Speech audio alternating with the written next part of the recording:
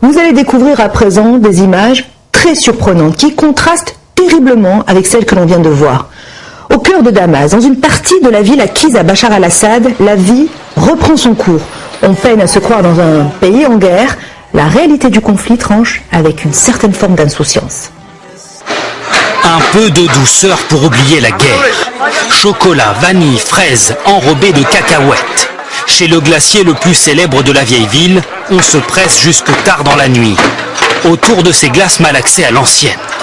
Inconcevable il y a encore quelques mois lorsque les habitants se réfugiaient chez eux avant le coucher du soleil, comme un parfum de changement dans les rues de Damas. La vie doit continuer, nous, les Syriens, nous sommes de bons vivants. On aime plaisanter, manger, se promener. Flâner en soirée dans le souk est à nouveau possible. Ces derniers mois, l'armée syrienne a repoussé les combats en périphérie de Damas.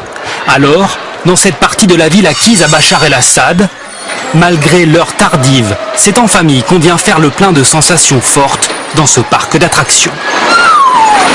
Ou encore s'attarder dans les cafés de la ville jusqu'à 2 h du matin. On commençait à s'ennuyer. Il faut qu'on sorte à nouveau. Salem Massoud, le patron, est considéré comme le roi de la nuit à Damas, où il possède plusieurs établissements.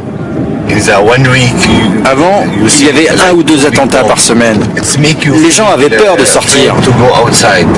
Direction la boîte de nuit la plus sélecte de la capitale.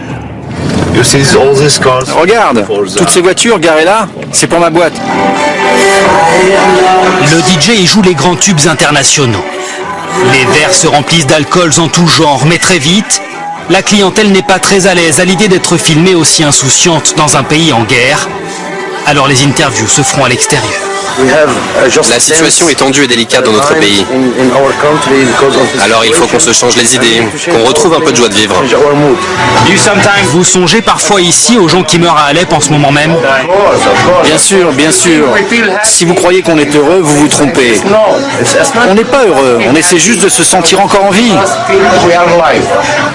Divertir les gens, sa façon à lui de combattre, dit-il. Faire croire l'espace d'une soirée que la guerre n'est qu'un mauvais souvenir, alors même que les bombardements font rage à quelques kilomètres de là.